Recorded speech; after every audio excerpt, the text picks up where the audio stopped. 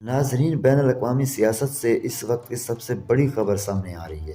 جہاں امریکی صدر ڈونلڈ ٹرمپ نے ایران میں جاری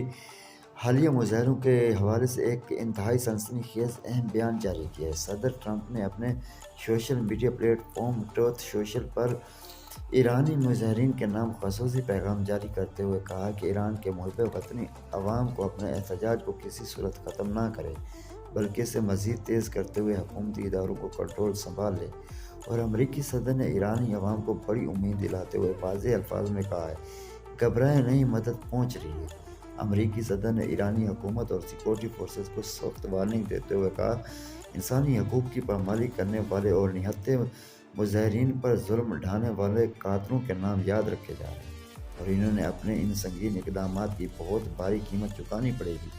انہوں نے مزید اعلان کیا کہ جب تک ایران میں معصوم شہریوں کا قتل عام مکمل طور پر بند نہیں کیا جاتا، انہیں ایرانی حکام کے ساتھ ہونے والی اپنی تمام اہم ملاقاتیں اور سفارتی رابطے فوری طور پر منسوخ کر دی ہیں۔